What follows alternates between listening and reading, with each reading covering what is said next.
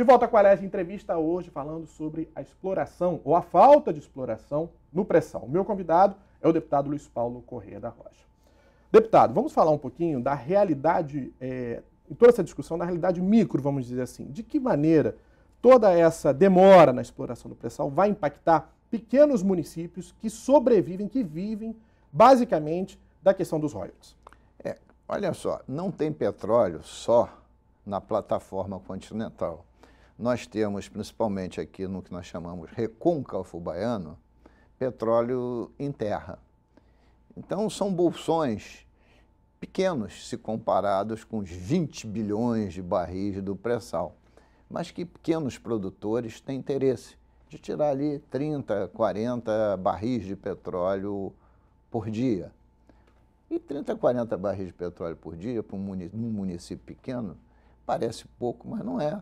Dá, por exemplo, 900 barris por mês, dá 10 mil barris por ano. Com barril a 100 com barril a 100 para facilitar, são $1 milhão por ano.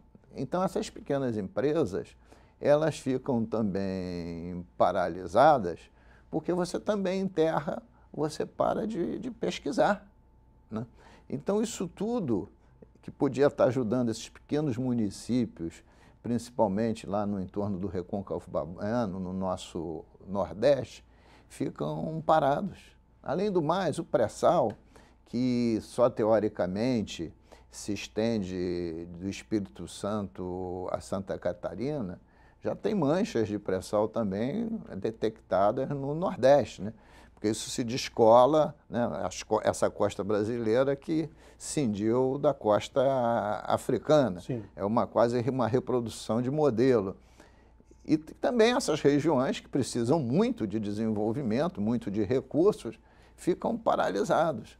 Aí, não, mas nós mexemos no sistema de concessão para partilha porque vamos alocar na educação.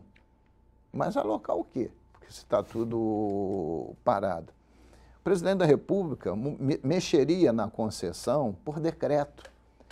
E se ele quisesse mais recursos para investir na educação, ele mexia no decreto, nos percentuais que vai para cada um. Não precisaria lei. No orçamento, né? Não, porque tem a lei da Sim. concessão e as distribuições, isto é, quanto cabe à União, quanto cabe ao Estado, quanto cabe aos municípios, quanto cabe à iniciativa privada, é um percentual em função dos volumes produzidos. Então, você podia mexer nos volumes e nos percentuais para arrecadar mais para a União para jogar na educação.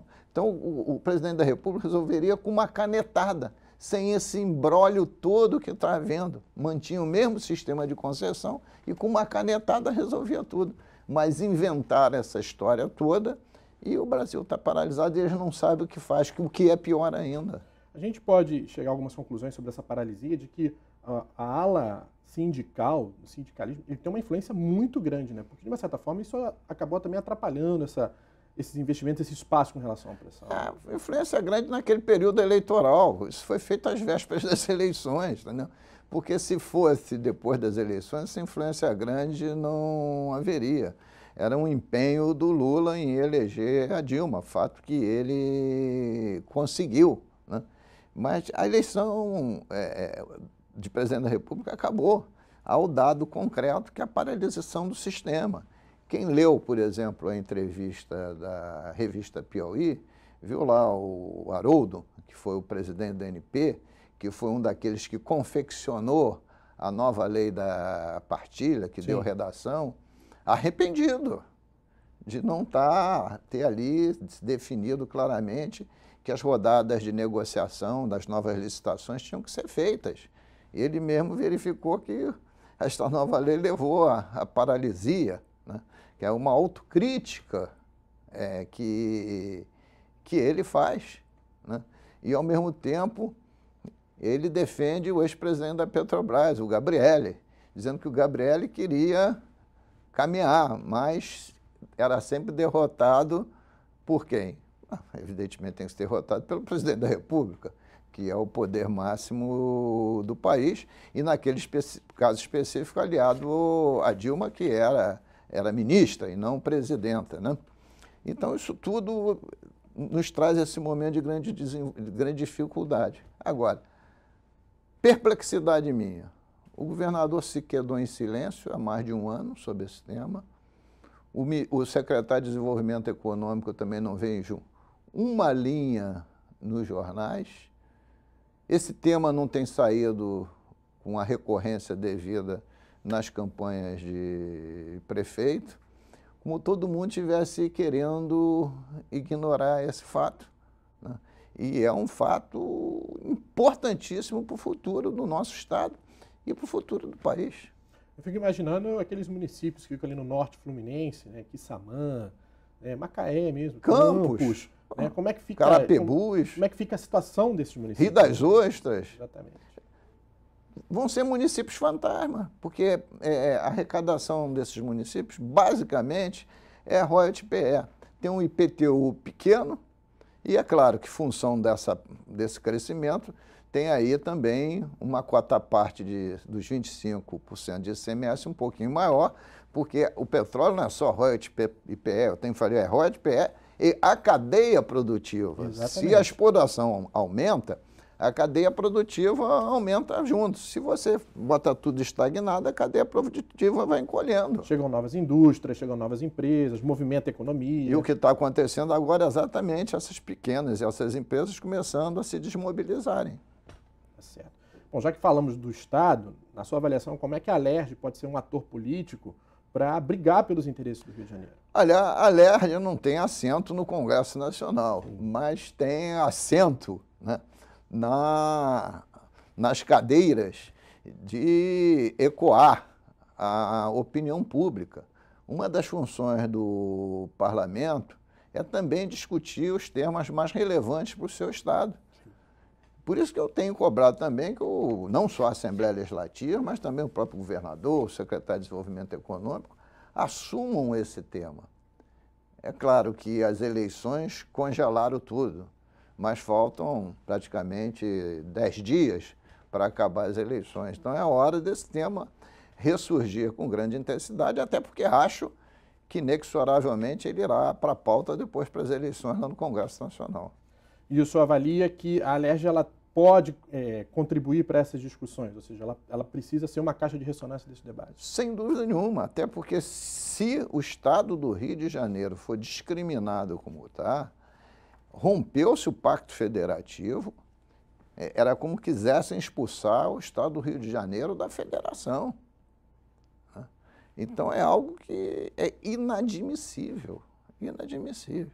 É claro que os juristas aqui da Procuradoria já têm, seguramente, um pedido liminar com efeito suspensivo no Supremo Tribunal Federal, etc, etc, etc. Mas, sob o ponto de vista político, é inaceitável. Tá certo.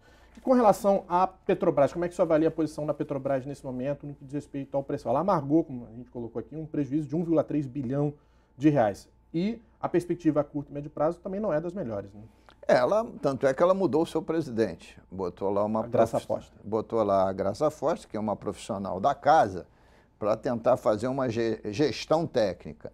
E ela tem afastado, né, os setores que estavam mais politizados.